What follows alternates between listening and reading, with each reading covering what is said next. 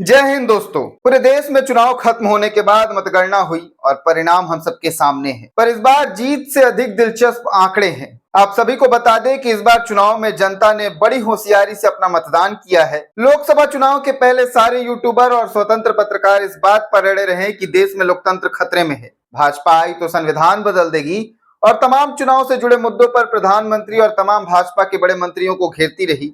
इसके जवाबी कार्रवाई में भाजपा भी लगातार आरोप लगाती रही, जैसे मंगलसूत्र छीन लेगी, राष्ट्रवाद, हिंदुत्व और भी बहुत कुछ। वही कांग्रेस ने बेरोजगार और महंगाई जैसे मुद्दों को पकड़कर जमकर बवाल काटा। आपको बता दें कि इस बार एनडीए को 292 सीट मिली है, जिसमें अकेले भाजपा को 240 सीट मिली है, जो कि पिछले लोकसभा चुनाव यानी कि 2019 के लोकसभा चुनाव से बहुत कम है।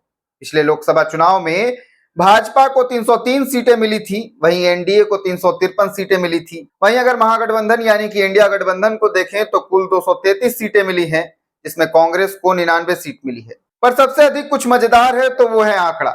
आइए हम आपको कुछ आंकड़ों से रूबरू कराते हैं। हिमाचल प्रदेश के हमीरपुर लोकसभा से भाजपा के अनुराग सिंह ठाकुर को कुल 6,07,068 वोट मिले। वहीं कांग्रेस के सतपाल रायजादा को 4,24,711 वोट मिले। हमीरपुर लोकसभा से अनुराग कुमार ठाकुर को 1,82,357 से जीत मिली। वहीं महाराष्ट्र के नागपुर लोकसभा से भाजपा के नितिन गडकरी को कुल 6,55,027 वोट मिले।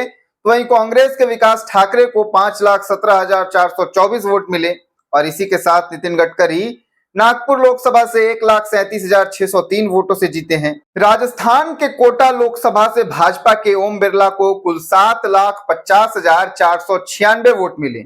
तो वही कांग्रेस के प्रहलाद गुंजन को 7,08,522 वोट मिले और कोटा लोकसभा से भी मात्र 41,974 वोट से ओम बिरला जीते।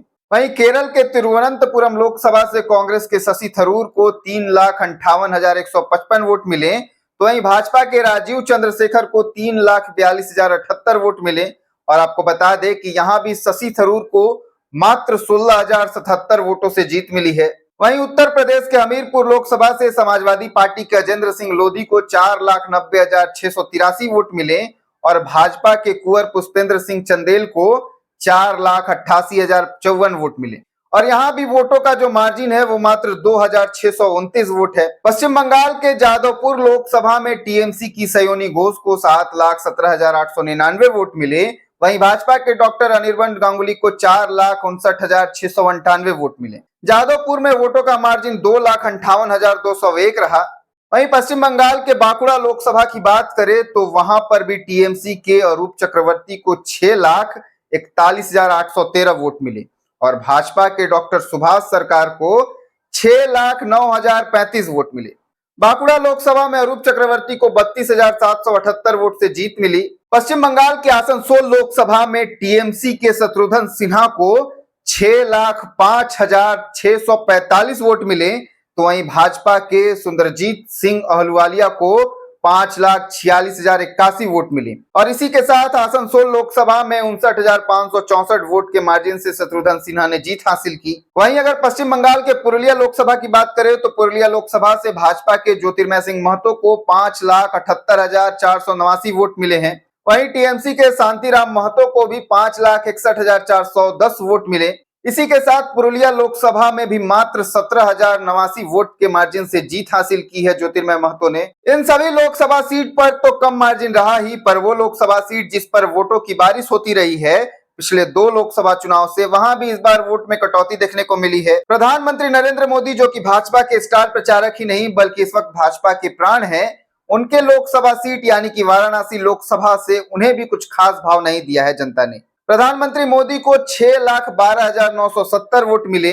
वहीं कांग्रेस के अजय राय को 4,60,457 वोट मिले, यानी कि 1,52,513 वोटों का मार्जिन रहा। वहीं अगर राहुल गांधी की बात करें तो वो 2 लोकसभा सीटों से चुनावी मैदान में उतरे थे। पहला केरल का वायनाड लोकसभा, जहां से उन्हें 6,47,445 वोट मिले हैं और सीपीआई के अनई राजा को 2,83,023 वोट मिले हैं। इसी के साथ राहुल गांधी वायनाड लोकसभा से 3,64,422 वोटों से जीते हैं। वहीं दूसरी लोकसभा जो कि उत्तर प्रदेश के रायबरेली लोकसभा है, रायबरेली में 6,87,649 वोट मिले और दूसरी तरफ भाजपा के दिनेश प्रताप सिंह जिन्हें 2,97,619 वोट मिले और यहां भी राहुल गांधी 3,90,030 वोटों से जीत हासिल किए। सबसे दिलचस्प आंकड़ा उत्तर प्रदेश के फैजाबाद लोकसभा का है। इसके अंतर्गत अयोध्या भी आता है। जिस अयोध्या में राम मंदिर बनाने का फायदा भाजपा को पहुंचने का अनुमान सब लगा रहे थे, वहां पर समाजवादी पार्टी के अवधेश प्रसाद को 5,54,289 वोट मिले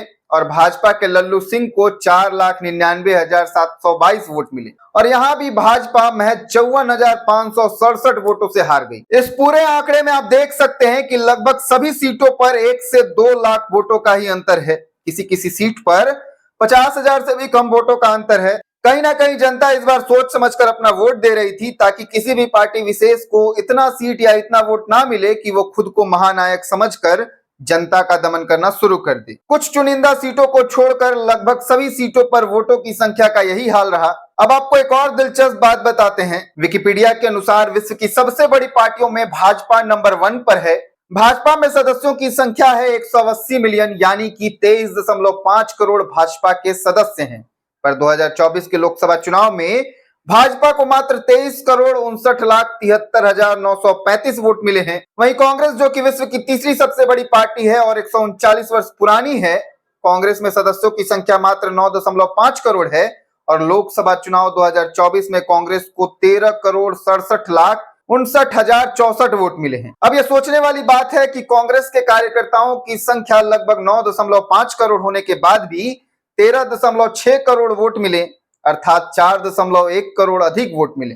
वही भाजपा में 23.5 करोड़ कार्यकर्ता होने के बाद भी 23.6 करोड़ ही वोट मिले, मात्र 9 लाख अधिक वोट मिले। तो क्या ये मान लिया जाए कि सिर्फ 10 या 15 लाख जनता ने ही मोदी जी की गारंटी और भाजपा का प्रतिनिधित्व का चयन किया है? बाकी तो उन्हीं के लोग हैं, या फिर जनता ने तो चुना पर उन्हीं के कार्यकर्ताओं ने उन्हें वोट नहीं दिए। ये बहुत ही हास्यास्पद आंकड़ा है।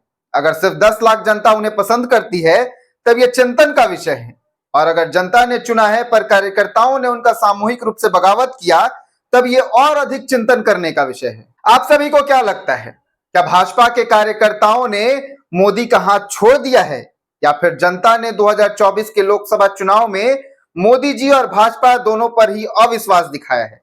ये हमें कमेंट बॉक्स में जरूर बताएं। वीडियो अच्छा लगा हो तो लाइक कर दें, सब्सक्राइब कर दें और देखते रहें श्री सौरभ सिन्हा को। मिलते हैं अगले वीडियो में, तब तक के लिए जय हिंद।